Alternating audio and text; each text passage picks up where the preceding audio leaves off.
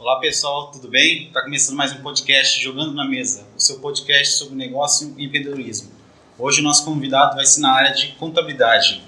O nosso entrevistado hoje é o Vanderlei Dagani. Ele é graduado em Ciências Contábeis pela Unipar, possui mais de 10 anos na área, atua em cálculo de impostos, acompanhamentos tributários de empresas, ministra treinamentos e assessoria para clientes e atualmente é o responsável pelo setor de contábil e fiscal na Ecocontabilidade. Tudo bem, Vanderlei? Como você está? Tudo bem, boa noite, tudo bem? Tudo bem, tudo certo. Acabamos aqui mais uma semana de trabalho bem repleta de apurações fiscais. Terça-feira é feriado e a gente tem só mais segunda-feira para liberar o ICMS. Quem trabalha com contabilidade entende do que eu estou falando. O início do mês é sempre apurado, né? Mais apuradinho um pouco. Para começar um pouquinho, para o pessoal entender como que surgiu, quando você estava lá no início da tua carreira, sentiu o gosto pela área de contabilidade? O gosto pela área de contabilidade não foi muito uma escolha. Quando eu fiz o meu vestibular, em 2006, eu prestei vestibular em 6 faculdades, eu passei nas 6. Mas na época, todas as faculdades cujo eu passei eram em outras cidades, eram um estudo integral, e na época eu não tinha condição de pagar ou de me mudar para outra cidade. Então eu acabei escolhendo a que eu ganhei bolsa, eu fui contemplado 100% pelo ProUni e não paguei minha faculdade. Então por isso eu acabei ficando em Toledo e fiz o curso de contabilidade. A minha decisão na época foi: eu posso iniciar numa carreira que me dê um certo retorno para depois fazer o que eu realmente sonho, o que eu quero fazer e correr atrás da profissão que na época eu queria ser, que não tem nada a ver com contabilidade. Mas quando eu comecei a trabalhar, eu acabei me envolvendo, me doei muito e acabei gostando, e hoje eu estou aí super envolvido com contabilidade. Não imaginei que hoje eu alcançaria 10 anos, mais de 10 anos já na área, que seria uma referência com tributação. Consegui ano passado meu título de perito judicial contábil, né?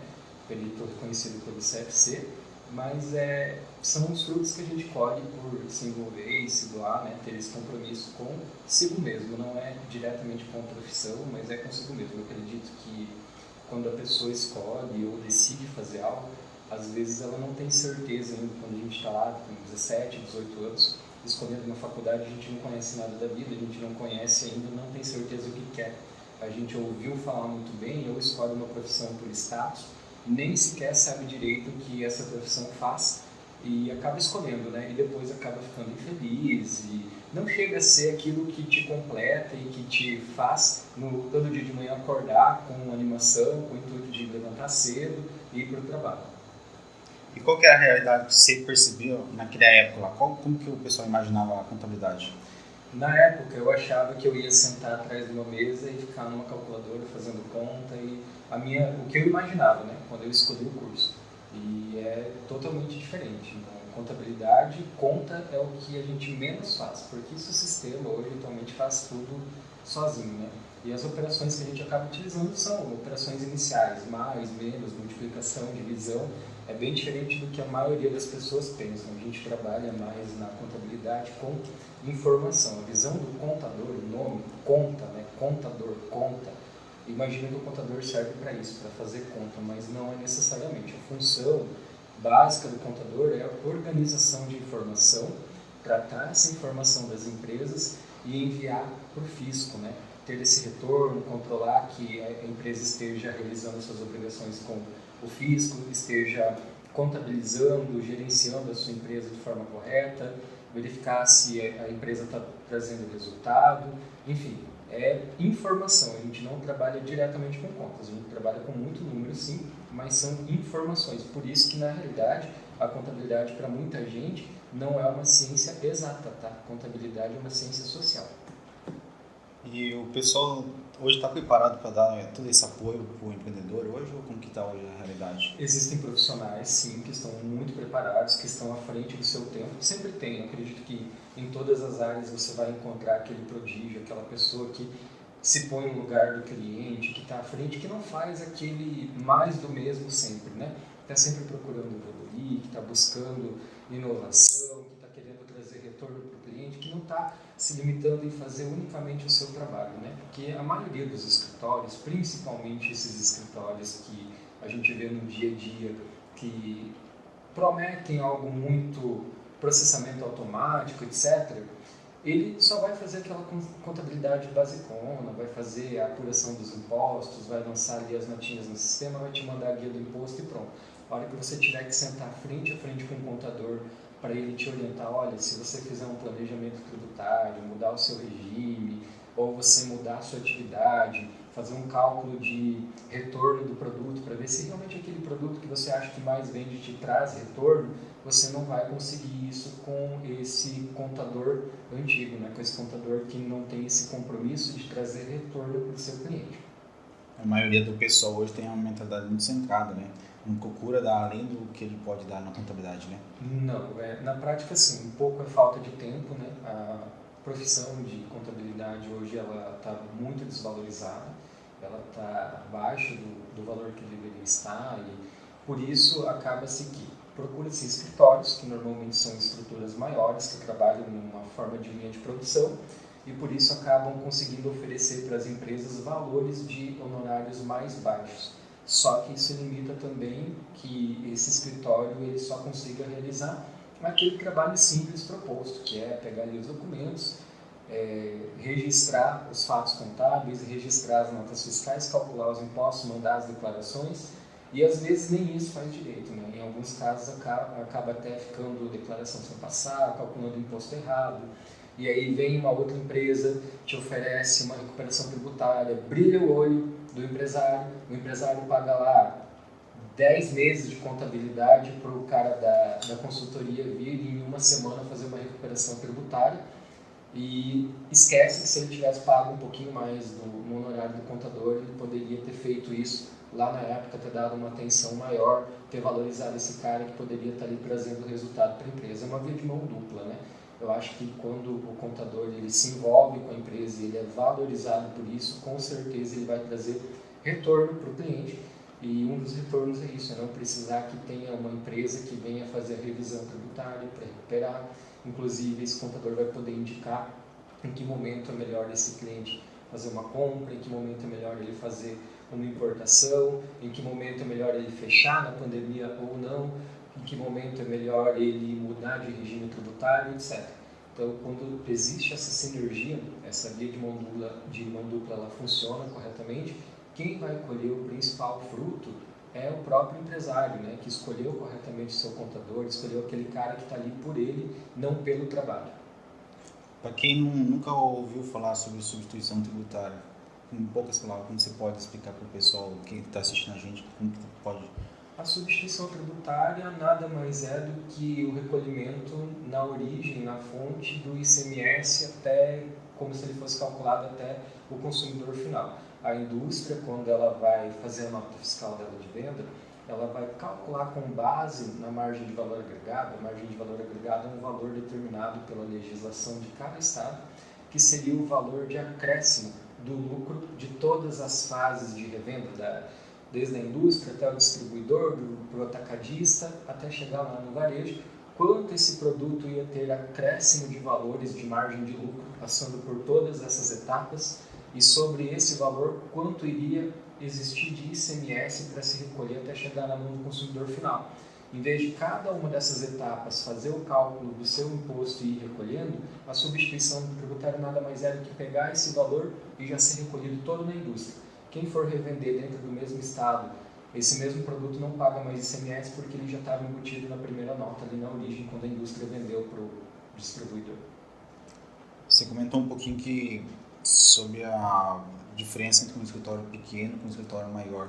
Quais são os benefícios, tanto para quem está buscando um escritório que pode dar toda essa assessoria, por exemplo, aqui no Eco, quais são os benefícios que ele pode obter? Então, eu acho que esse benefício ele não está diretamente ligado com o tamanho do escritório, mas sim com a qualidade do serviço que ele pode prestar. Principalmente pela confiança também, né? Pela confiança, pelo tempo de mercado, né? Então, eu vejo, assim, uma opinião um pouco particular e o que eu vejo muito no dia a dia, eu escuto vários empresários também, né, comentando. que o que hoje o empresário busca, ele não quer lá na frente ter uma surpresa, ele não quer pagar imposto a mais, ele não quer ter surpresa de, ficou alguma coisa sem fazer corretamente, agora vai ter que refazer, receber uma intimação do fisco, nossa, isso é o que o empresário está fugindo. E quando você encontra um profissional de qualidade que domina todo esse trabalho, que sabe o que ele tem que fazer para manter a empresa desse cliente ali redondinha, sem ter problemas, né? Eu acho que é o escritório correto, independente do tamanho que ele vem. Claro que um escritório maior, com mais estrutura, até pela quantidade de clientes que ele acaba abordando e que ele consegue centralizar de faturamento, ele consegue pagar melhores profissionais. Nem todos os profissionais vão ser os melhores profissionais, mas ele tendo lá numa equipe um bom profissional de tributário, um ótimo profissional contábil, esse profissional ele é mais caro, mas ele traz o retorno também. Então ele vai ter os auxiliares ali que talvez não tenham toda a experiência, toda a dinâmica que ele tem, mas ele vai poder disseminar isso e ir orientando esses outros profissionais que estão no início da carreira, que estão aprendendo, que estão justamente num escritório de contabilidade, entrarem num escritório para aprender na prática. É bem diferente do que a gente aprende na faculdade. A faculdade é uma portinha que você abre, é um papel que você pega na mão, é muita teoria, mas na prática é bem diferente, serve apenas para você entender como você vai fazer algo, mas como você vai realizar aquele processo na prática. Então até fica a dica para os estudantes hoje nas faculdades que entraram no escritório de contabilidade ou que estão trabalhando em outras empresas, busque atuar na área, se é o que realmente você quer, se você quer ser um contador de sucesso, quer aprender como se faz uma contabilidade, como lança uma nota fiscal no sistema, como se emite uma nota fiscal, isso você não vai aprender na faculdade, isso você vai aprender na prática. Então, se você acaba indo para um banco, trabalhar num banco, ou se você acaba indo diretamente dentro de uma empresa, talvez você não vai conseguir aprender toda essa dinâmica contábil pura do escritório. Claro que existe o outro lado, né? O lado bom e o lado ruim de tudo. Quando você vai trabalhar num banco, por exemplo, você vai ter um foco muito mais financeiro. Talvez você não vai aprender a dinâmica ou o processo contábil em si, as declarações e o fisco, mas você vai aprender muito de juros, de parcelas, enfim, e outras coisas. Assim como numa empresa também, você vai ter a oportunidade de aprender muito mais de gestão do que a gente que está do lado de cá no escritório de contabilidade vai aprender. A gente acaba ficando muito mais no processo do que na parte de gestão. Muito boa parte dessas empresas que cresceram bastante, elas aplicam as inovações, né? Boa parte também dos últimos anos também, o pessoal fala muito na parte de contabilidade digital. Como que está o cenário de hoje com o que estava anteriormente? Isso é uma tendência mesmo? Como que está o mercado hoje? Como que se comporta? Não é uma tendência, é uma realidade que vem se construindo e a pandemia veio aí para provar que isso mais cedo ou mais tarde vai acontecer. Então deu uma acelerada com a pandemia e acredito que vai continuar esse processo, que a gente imaginava que daqui a uns 10 anos a contabilidade digital, a contabilidade em si, ia ser totalmente digital. Mas não só a contabilidade, eu vejo que várias outras profissões que dependiam muito de papel, que você tinha que imprimir um contrato, ir lá no cartório assinar, hoje você já tem possibilidade de acabar assinando aí com certificado digital. É uma evolução e a tecnologia está aí tomando conta de tudo e a gente sabe que ela veio para evoluir não só os aparelhos de médicos, que hoje você faz consultas muito elaboradas, muito melhores, com resultados muito mais detalhados do que antigamente, para a contabilidade, para os bancos, para todas as áreas a tecnologia veio para somar. Então a tecnologia é algo que vai se aplicar a qualquer que seja a área aí, de agora para frente, não só de agora, ela já veio se construindo, né? Se você pegar aí há 10 anos atrás, no celular que hoje a gente tira foto, manda mensagem, o que a gente menos faz no celular é falar. E antigamente a primeira função do celular era uma ligação sem ter um fio, né? E hoje você faz 80% de outras coisas e por último você ligar para falar em tempo real com a pessoa. E agora que principalmente o foco agora do contador é não ficar tanto mais no computador e dar assessoria para o cliente, né? Exatamente. Então, hoje, até pelos próprios programas da Receita, veio toda a inovação aí com os programas SPED. A gente está passando aí na fase do E-Social. A tecnologia está alcançando os produtores rurais, falando em parte fiscal, contabilidade, né? inclusive o produtor rural. Então você imagina aquele produtor, aquele cara que está lá para plantar no dia a dia e colher, já tendo que emitir nota fiscal eletrônica. Então é algo que muito pouco tempo a gente já vai encontrar os dados suficientes ou pré-prontos lá dentro da Receita Federal, sabendo tudo que já aconteceu com a tua empresa, com possivelmente o cálculo do imposto já pronto, né? E às vezes a gente nem percebe que coisas que vêm com uma fachada muito bonita, muito legal e muito boa, elas vêm justamente para terminar ou para fazer selar essa parte digital que acontece com tudo. Um bom exemplo mais atual do que nunca a gente está aí com o Pix, que é uma facilidade, uma coisa maravilhosa você poder, na pessoa física, né? Porque agora na jurídica tem taxa também, mas na pessoa física você quer pagar, você não precisa estar com dinheiro, você faz um Pix e você não tem mais a taxa de transferência, que antigamente, né, os bancos tinham esse faturamento, né, cobravam essa taxa também, enfim, não entendo bem como que funcionavam os bancos, se era um valor por banco ou se o Banco Central que determinava esses valores, né? Mas hoje o Pix na pessoa física ele é gratuito. Só que ao mesmo tempo que ele é gratuito, ele veio para selar toda essa parte tecnológica. Imagina assim, que daqui a um pouco o dinheiro em moeda é algo que vai ser raro, não vai existir. Se você for procurar hoje no dia a dia uma nota de R$1, você não encontra. A pessoa que tem, ela guardou lá para lembrar, nossa, essa aqui foi a nota de R$1, que a gente nem vê mais no dia a dia, né? E isso, mais cedo ou mais tarde, vai acabar acontecendo com as outras notas também.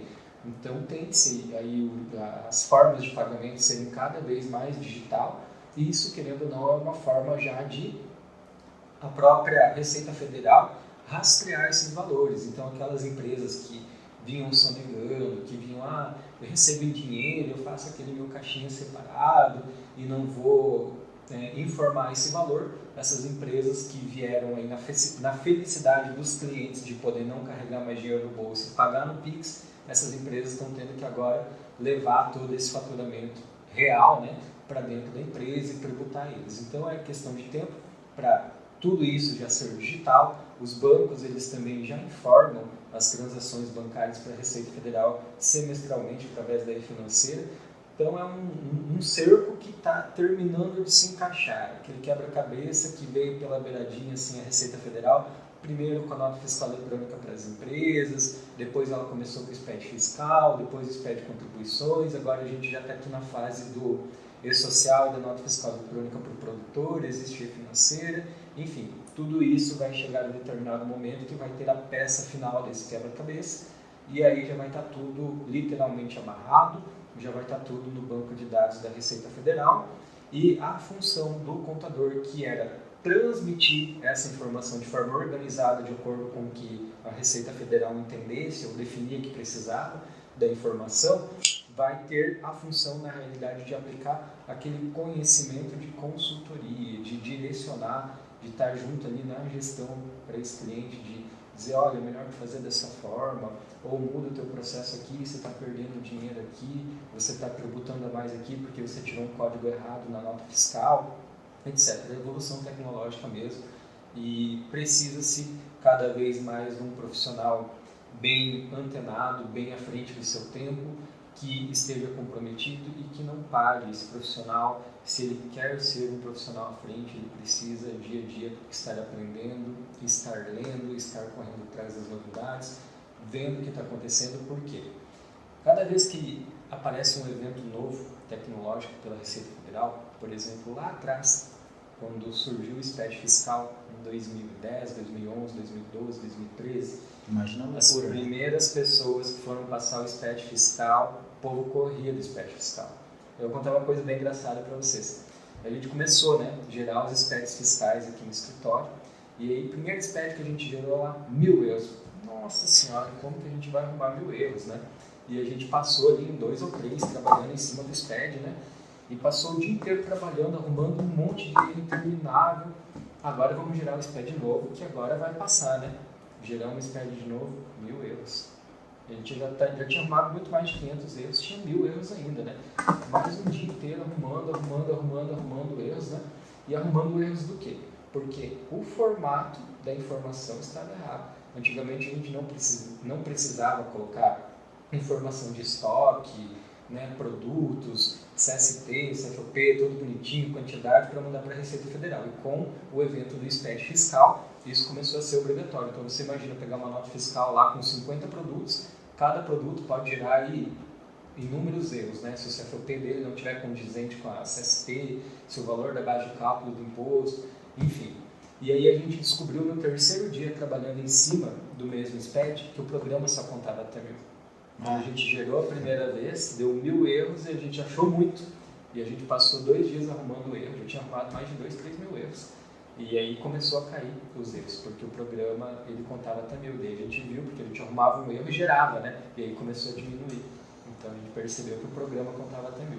Então a gente veio se adequando a todos esses eventos, né, de inovação tecnológica que a Receita Federal acabou padronizando, e é justamente isso que ela quer. Ela quer informação num padrão, que o computador dela, que a inteligência artificial dela consiga fazer a avaliação das declarações, dos demonstrativos, e vai vir automático. Quando você mandou para ela a declaração, daqui a pouco já vai vir de volta. Você errou o teu imposto, não é tanto, é tanto.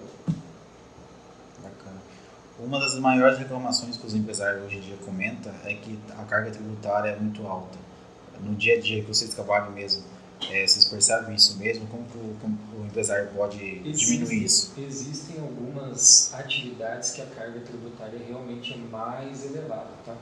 Mas eu vejo da seguinte forma: a partir do momento que você se propõe a fazer uma atividade, eu quero trabalhar com isso, e você se prepara para aquilo, esse empresário ele vai buscar entender como vai ser a tributação da empresa dele, ele vai buscar fazer o preço de custo dele, ele vai buscar entender qual vai ser a despesa dele, para daí criar o valor daquele produto ou daquele serviço que ele vai trabalhar. A partir do momento que ele coloque esse preço correto no mercado, esse valor que vale a pena ser trabalhado, e isso seja um padrão por todos os empresários, a concorrência ela vai ficar mais leal, porque hoje acaba acontecendo o quê? O empresário está pensando em vender, mesmo que seja com prejuízo. Às vezes ele nem calculou que ele está tomando prejuízo para vender mais barato que o vizinho dele. E o valor que o vizinho dele colocou lá no produto dele, o concorrente colocou, já é o valor limite. Se for para vender abaixo daquilo, está tomando prejuízo.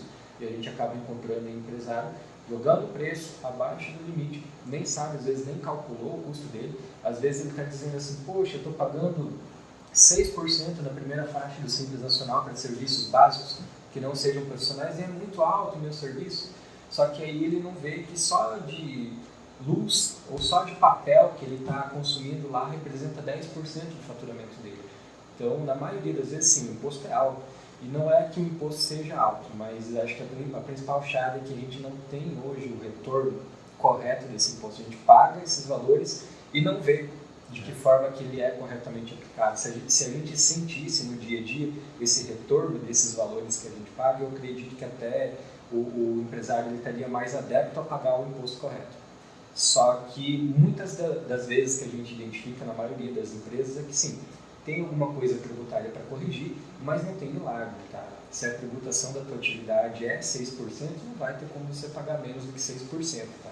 A gente discute muito aqui no escritório também que, na nossa visão, a melhor forma, a mais justa, a forma de tributação mais justa é o lucro real, porque você paga só se tiver lucro, né?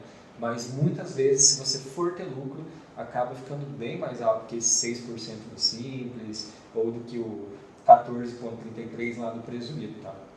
Pode ficar muito mais alto que isso, mas é o mais justo, porque se você parar para pensar, você está pagando sobre o teu lucro. Então, se você está pagando mais imposto, é porque você está tendo lucro, você está tendo resultado, né? Claro que a gente não gosta, ninguém gosta de pagar imposto porque não tem esse retorno.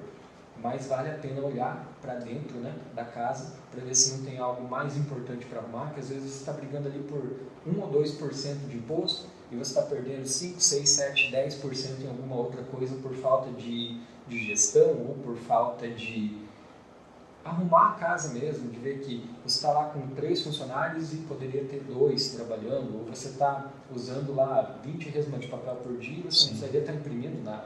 Então tem vários outros itens que vale a pena o empresário verificar, olhar para dentro da sua empresa, assim como o imposto. Se ele desse essa mesma atenção que ele dá para o imposto para as outras áreas de dentro da empresa, com certeza ele ia conseguir melhorar se ele não fosse triplicar o resultado que ele pode ter com um contador dando uma direção correta do imposto dele. Ele pode melhorar muito também nos processos.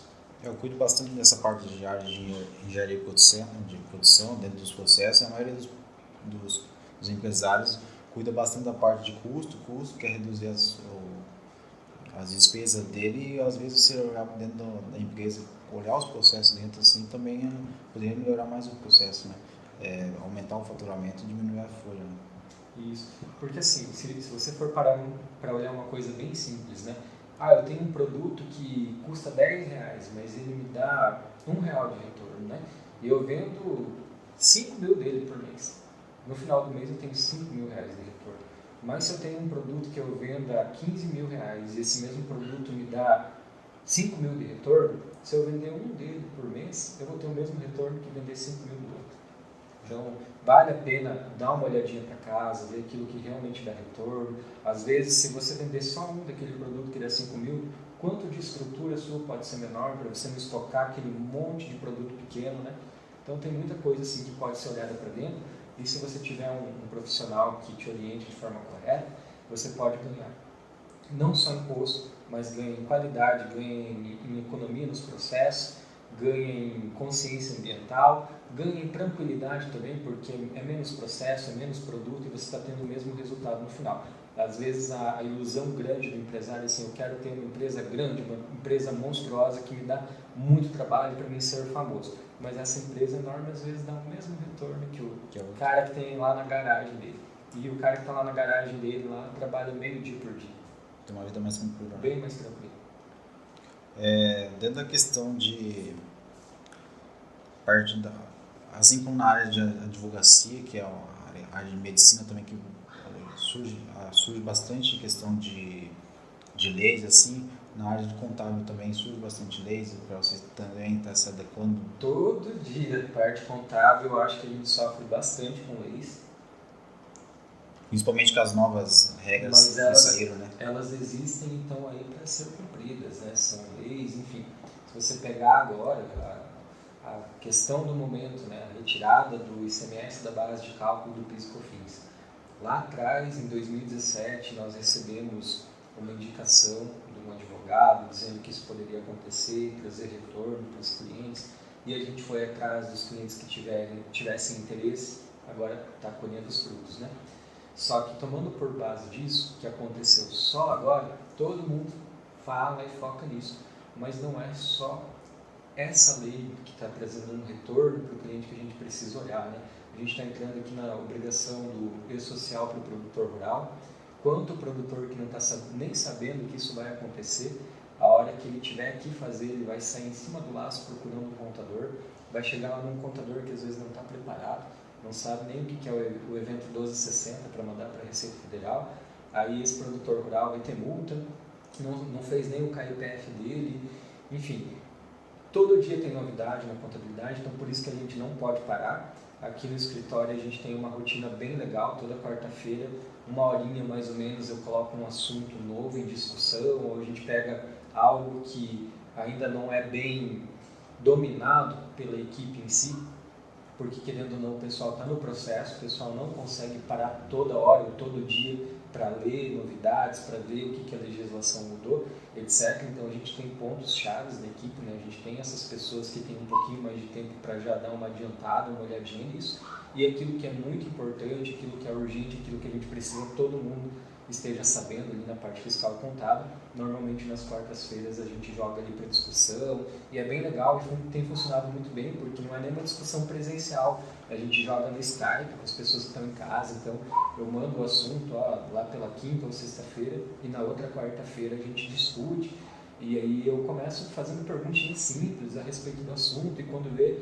já tem pessoa interessada perguntando, mas e se isso for assim? E acaba que todo mundo que está ali no grupo, que a gente criou um grupo, né, para fazer isso, acaba aprendendo com a dúvida da outra pessoa e tem trazido muito benefício, porque todo mundo participa, todo mundo acaba aprendendo com a dúvida do outro, ou com um exemplo, com uma situação fictícia que esse outro gerou, porque ele já está imaginando que pode estar acontecendo em alguma empresa e a gente já corre para tratar naquela empresa ou para indicar uma possível redução, mas é muito além. O regulamento CMS Paraná hoje, se você pegar lá, é interminável, está lá com 11 anexos, fora os artigos normais do regulamento.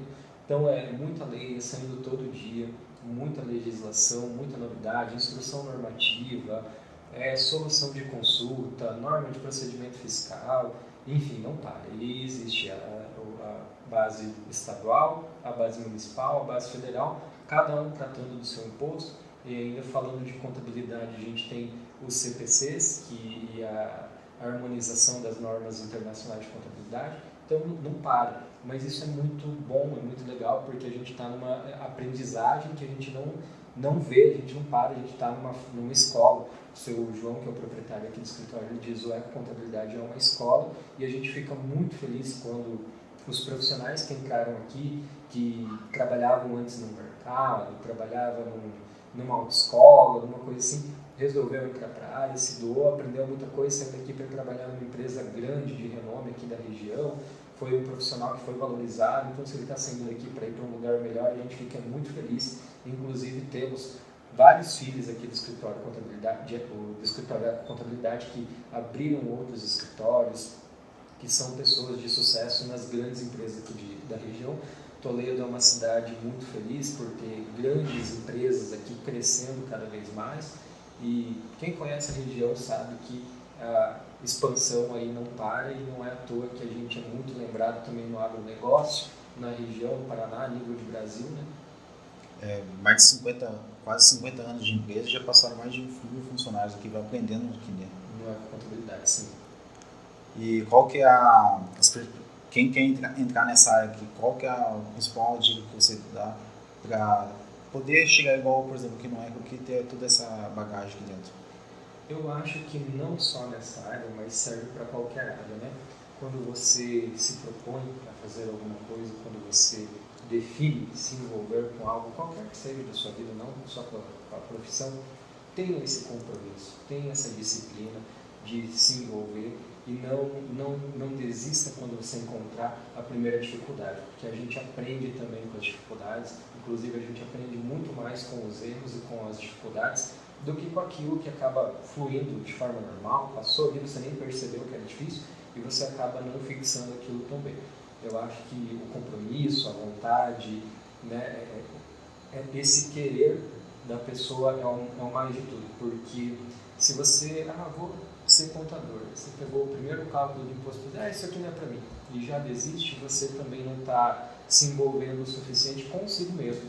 Para você ter sucesso em algo, você tem que vestir a camisa, você tem que se comprometer, você tem que ser aquilo que querer ser o melhor.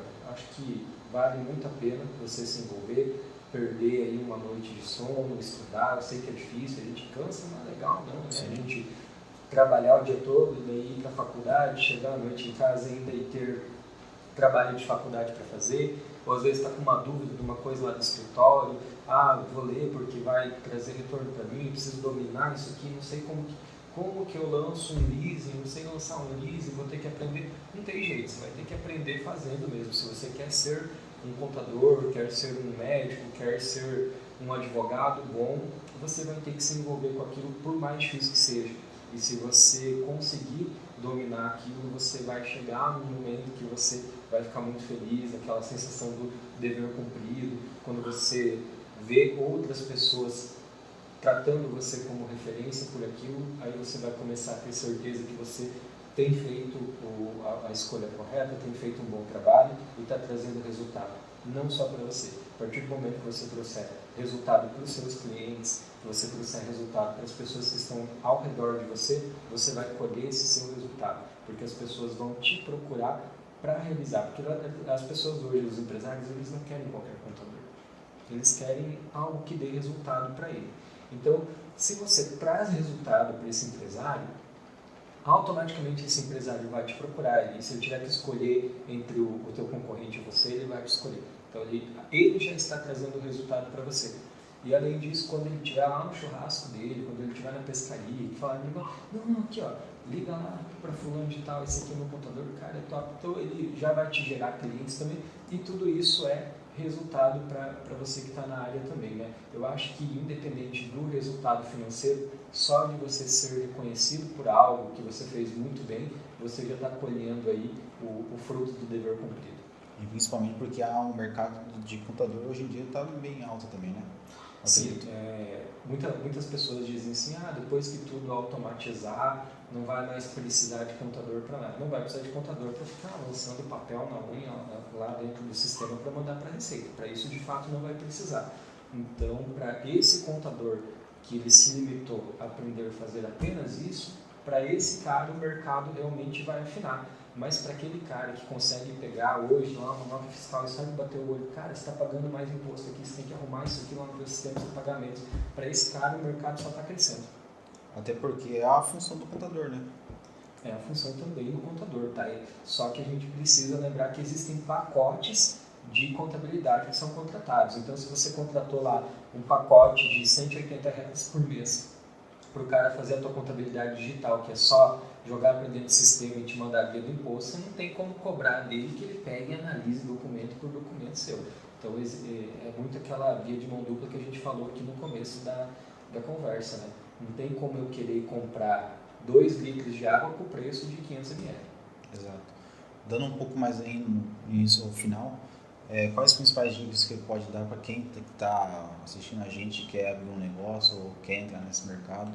Quais as considerações que você pode dar para... Eu acho que independente do ramo que você for entrar, não saia abrindo do nada uma empresa, naquela expectativa, porque normalmente quando nasce aquela vontade, quando nasce aquele sonho, a gente acaba ficando um pouco cego, né? A gente não perde o pé no chão e acaba pensando, não, vou abrir meu negócio, não sei o quê. Avalie primeiro, procure um profissional, procure o Sebrae da sua cidade, procure pessoas de sua confiança, faça uma análise de mercado para ver se cabe o teu negócio, faça o teu cálculo do preço do teu produto ou do teu serviço para ver se vai ter aceitação naquela região.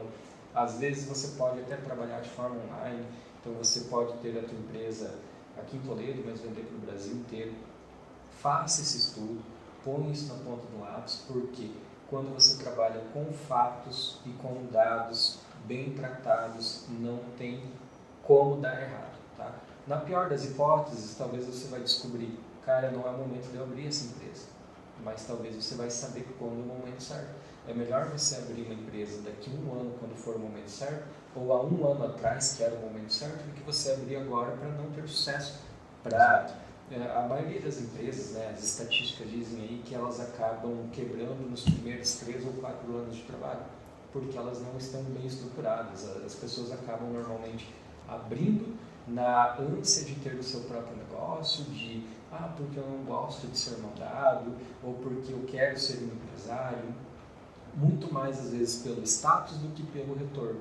E Deus vai abençoar que vai dar certo, mas não é sempre assim, tá? Infelizmente, quando a gente fala de negócios, a gente tem que ter o pé no chão, a gente vive num país capitalista, então não tem como colocar nas mãos de Deus, tá? Tem que colocar os dados ali, planejar, ver se cabe a tua empresa, ver se vai ter aceitação, senão você faz um ajustezinho na tua empresa, muda um pouquinho o plano, alguma coisa para que dê retorno e aí sim foca naquilo, depois que você está com o teu planejamento todo pronto, que você teve aí o auxílio de um contador muito bom e busca um contador muito bom. Eu acho que uma das dicas principais, além de fazer todo esse planejamento de mercado, procurar o Sebrae, procurar entender, faça um cursinho básico de contabilidade ou tenha na sua equipe uma pessoa que entende um pouquinho de tributação, porque vai facilitar muito a comunicação com o contador, porque às vezes ele está falando para você de uma forma muito clara, que não tem como esclarecer mais, mas você está ouvindo e não está... Ele vai achar que é grego, né? Não está ouvindo, mas não está levando aquilo a sério, não sabe nem o que está falando. Poxa, se você está com um contador que está te orientando e você acha que ele não sabe o que ele está falando, troca de contador. Porque às vezes ele está tentando te direcionar e você realmente não está vendo e depois lá na frente você vai ficar chateado com ele. Poxa, por que você não me falou isso com mais entusiasmo? Por que você não pegou aqui no meu pé, que isso é importante, etc. dê um pouquinho de importância para o seu contador. Se ele está te falando, se ele está te sinalizando que você precisa fazer algo, senta com ele e ouça o que ele tem para dizer. Esse contador, ele não vai te obrigar a fazer nada. Eu acho que a função do contador é orientativa. Ele vai pôr na mesa lá para esse cliente os riscos que ele está correndo ou não, ou vai direcionar. E cabe ao dono da empresa, ao empresário, avaliar isso, se ele vai alterar o que ele está fazendo de errado ou se ele vai focar naquilo que ele está fazendo certo. Mas as dicas são essas. Faça um estudo de mercado, tenha alguém na sua equipe muito boa de comercial, tenha alguém na sua equipe que entenda um pouco de tributação, que goste de papéis, que goste de processos, que goste de trabalhar lá dentro do escritório na parte administrativa. Tenha pessoas que tenham um bom relacionamento, que gostem de se relacionar com as pessoas também. Tenha um bom contador, procure um bom contador e valorize ele.